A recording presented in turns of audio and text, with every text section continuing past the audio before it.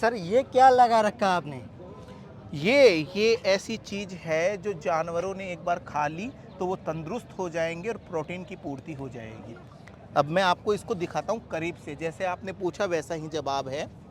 अरे ये तो पानी में लगा रखा पूरा। पूरा ये पानी का है।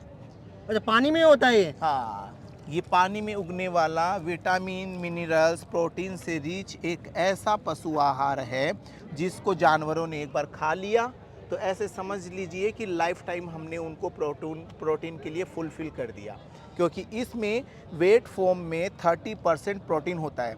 यदि गीले रूप में आप बात करें तो ये 30% प्रोटीन के साथ में होता है। और हमारे लिए जो चैलेंजेबल है एनिमल हस्बेंड्री में, वो सबसे बड़ा चैलेंज है पशु का पोषण।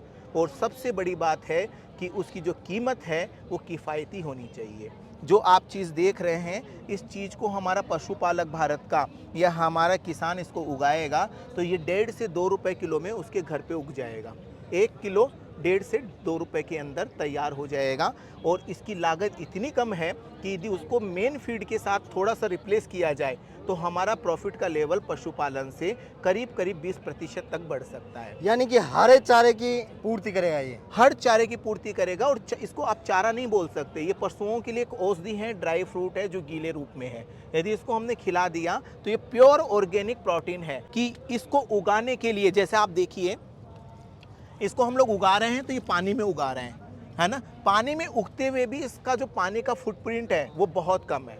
अजोला का पानी का फुटप्रिंट है 15 से 20 लीटर पर किलो का। 1 किलो अजोला उत्पादन के लिए जो हमारा पानी लगेगा वो लगेगा कम 15 लीटर से 20 लीटर। जबकि पूरी दुनिया में जितने तरह के फोडर और ग्रीन फोडर उगाते हैं ना, उसका वाटर फुटप्रिंट है 700 लीटर का, तो 650 पानी की लीटर बात का। करें तो ये कोई से भी पानी में उग सकता है क्या?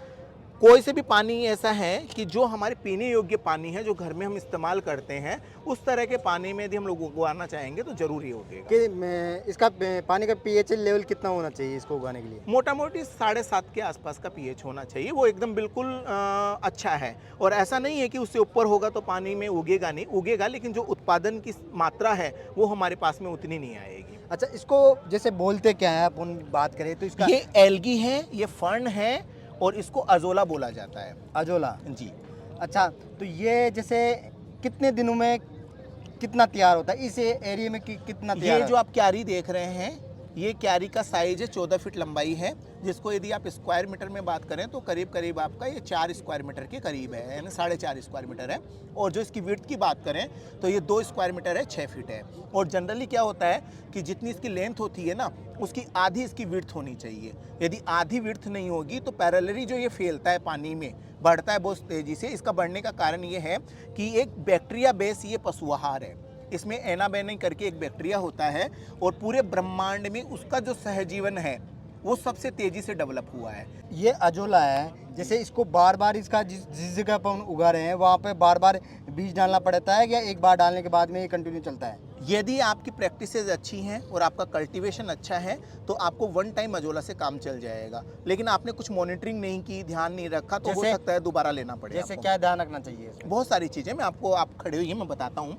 ये जो क्यारी है ये 14 फीट लंबाई की है और 6 फीट चौड़ाई की है। तो इसको सबसे पहले स्टार्टिंग ऐसा करते हैं कि हम लोगों को मिट्टी लेनी चाहिए और वो डिग करके मिट्टी लेनी चाहिए। जिस ज़मीन में हम इसको लगाने वाले हैं वहीं की मिट्टी लें, 1.5 फीट नीचे से निकालें और फिर उसको सोलराइजेशन कर लें, यानी उसको सूर्य के प्रकाश में सुखा लें।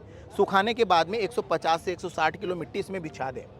बिछाने के बाद में हम लोग इसके अंदर 1 किलो ताज़ा गोबर का घोल बनाएं और उस मिट्टी के ऊपर हम लोग डाल दें। डालने के बाद में 24 घंटे तक इसको सूखने दें। फिर इसमें 4 इंच पानी डालना है। 4 इंच पानी से ज़्यादा नहीं डालना। जो ये पॉकेट्स लगे हुए हैं उस पॉकेट से नीचे पानी रहना चाहिए।